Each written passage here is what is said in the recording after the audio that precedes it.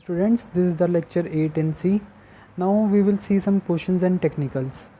Suppose करिए अगर हमें यूज़र ने कुछ भी रैंडम नंबर एंटर करा है, सपोज़ करिए अगर उसने ए करा है, ए उसने अगर एंटर करा है तो हमें ये बताना चाहिए उसे कि ये स्मॉल लेटर है। अगर सपोज़ वो ए या फिर जेड में से कोई भी नंबर एंटर करे तो हमें उसे ये बताना है कि ये कैपिटल लेटर है।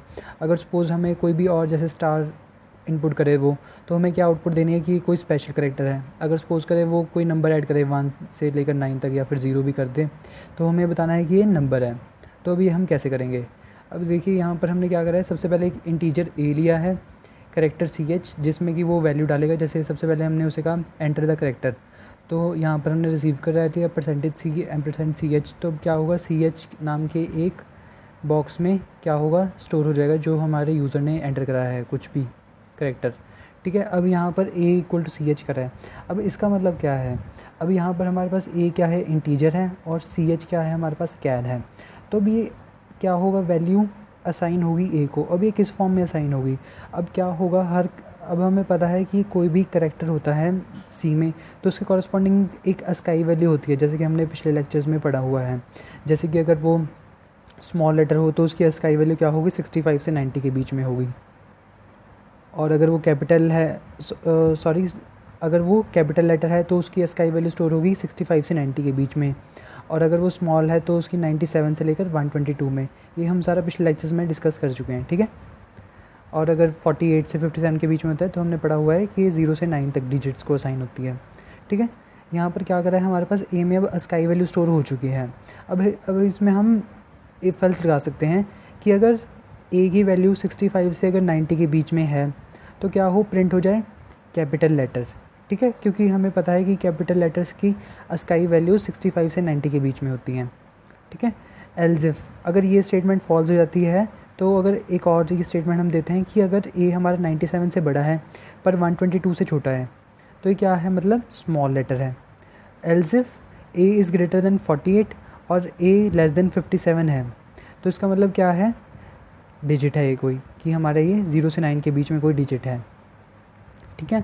और नहीं तो क्या प्रिंट हो कि कोई स्पेशल सिंबल है। सपोज़ करिए जैसे कि हमारे पास स्टार है, ये वाला करेक्टर है, मतलब एक मॉडुलर ऑपरेटर है। अगर सपोज़ हमें ये करेक्टर की फॉर्म में स्टोर कराएं तो इनके कॉरस्पॉन्डिंग भी कोई ना कोई तो स्काई वैल्यू स्टोर होगी ही, तो उसे हम स्पेशल सिंबल के पार्ट में रख देते हैं, ठीक है। अब चलिए स्टूडेंट्स, हम थोड़ा टेक्निकल्स के बारे में देखते हैं, ठीक है। ये इंटरव्यू में बहुत काम आते हैं। चलो देखते हैं क्या होता है। सपोज़ करिए अगर हमारे पास एक इफ़ स्टेटमेंट है, इफ़ में अब हमने कंडीशन लगा दी है और यहाँ पर अब हमने सेमीकोलन लगाया है। ये देखने वाली बात ये है। अब सपोज़ करिए यहाँ हमने इफ़ के ब्रैकेट में लिखे हैं स्टेटमेंट 1 और स्टेटमेंट 2, और यहाँ पर ब्रैकेट के बाहर लिखी है स्टेटमेंट 3। अब सपोज़ करिए अगर इफ़ स्टेटमेंट अगर हमारी ट्रू हो जाती है तो कौन कौन सी स्टेटमेंट चलनी चाहिए। इफ़ स्टेटमेंट अगर हम देखें तो ट्रू हो जाती हैं तो क्या 1, 2 और 3 तीनों चलनी चाहिए, ठीक है। पर ये देखिए यहाँ पर इफ़ के साथ ये सेमीकोलन है तो मतलब कि इसको कंडीशन से कुछ मैटर ही नहीं हो रहा। मतलब कि चाहे यहाँ पर ट्रू हो चाहे यहाँ पर फॉल्स हो, ये तीनों स्टेटमेंट्स हमेशा एग्जीक्यूट होंगे क्योंकि यहाँ पर हमारा सेमीकोलन है। सपोज़ करिए ये ट्रू हो जाती है इफ़ स्टेटमेंट ट्रू हो जाती है तो ये भी स्टेटमेंट इफ़ स्टेटमेंट का यहाँ तक ही बाउंड्री है, तो इसको इस बाउंड्री के बारे में कुछ पता ही नहीं, तो सारी स्टेटमेंट्स एग्जीक्यूट होंगी। सपोज़ करिए अगर फॉल्स है, अगर सपोज़ करिए इन केस ये सेमीकोलन ना होता तो इफ़ कंडीशन फॉल्स हो जाती तो बेसिकली जो इसके ब्रैकेट्स में जो 2 स्टेटमेंट्स है एग्जीक्यूट ना होती तो अकेली थर्ड स्टेटमेंट एग्जीक्यूट होती। पर यहाँ पर सेमीकोलन है, सेमीकोलन का मतलब कि इसको इन वाली स्टेटमेंट से कुछ मतलब ही नहीं है, तो यहाँ पर क्या होगा, ये तीनों स्टेटमेंट्स प्रिंट होंगी। मतलब कि स्टेटमेंट 1, स्टेटमेंट 2, स्टेटमेंट 3, चाहे इफ़ कंडीशन में जो कंडीशन है हमारी ट्रू हो या फिर फॉल्स हो। चलिए स्टूडेंट्स, अब ये देखते हैं दूसरी एग्जांपल। अब सपोज़ करिए इफ़ के ब्रैकेट में कोई भी कंडीशन है और उसके स्टार्ट स्टेटमेंट 1 है, एल्स है, और एल्स के साथ सेमीकोलन लगा हुआ है, स्टेटमेंट 2, स्टेटमेंट 3। अब देखिए अगर ये सपोज़ करिए स्टेटमेंट जो कंडीशन है हमारी ये ट्रू हो जाती है तो मतलब कि क्या होना चाहिए कि इफ़ वाली स्टेटमेंट चलनी चाहिए और जो एल्स के बाद वाली मतलब कि जो कॉमन एरिया वाली चीज़ है वो चलनी चाहिए। पर क्योंकि एल्स के साथ सेमीकोलन लगा है तो एल्स का एरिया यहाँ पर ही ख़त्म हो जाता है।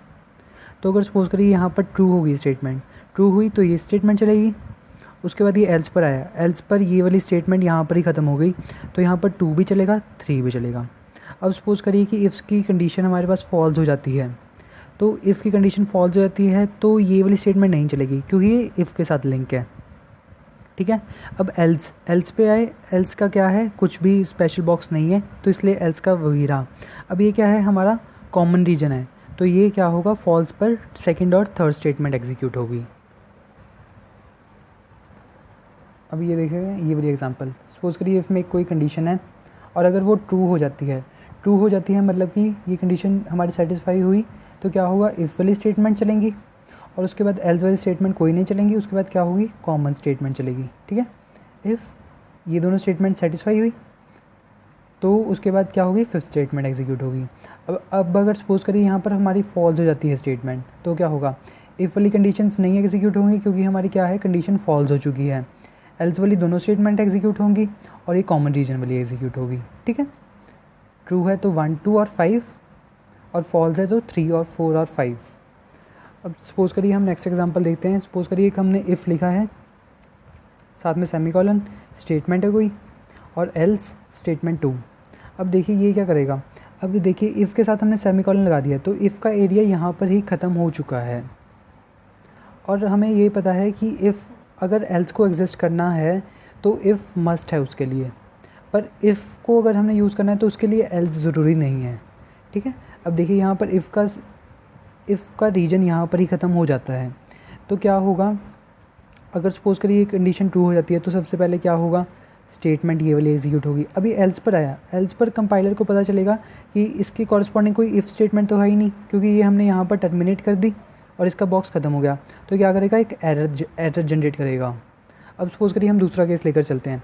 सपोज़ करिए यहाँ पर ये स्टेटमेंट फॉल्स हो जाए, फॉल्स हो गई तो अब यहाँ पर क्या होगा, टर्मिनेट हो गया, तो मतलब कि इसको लगेगा कि इसके कॉरस्पॉन्डिंग कोई इल्स है ही नहीं, तो क्या करेगा, ठीक है, ये ऊपर से मूव करना शुरू करेगा। ऊपर से मूव करना शुरू करा, स्टेटमेंट 1 को एग्जीक्यूट करा, उसके बाद एल्स पर आया। अब ये यहाँ पर सेम प्रॉब्लम आएगी, ये कहेगा previous ills if not found, मतलब कि एल्स के साथ कोई जो लिंक होना चाहिए इफ़ का वो कोई है ही नहीं, तो करके एरर जनरेट करेगा, ठीक है स्टूडेंट्स। अब सपोज़ करिए कि अगर हम इफ़ में अकेले एक सिंगल स्टेटमेंट डाल दें, इसका मतलब क्या है।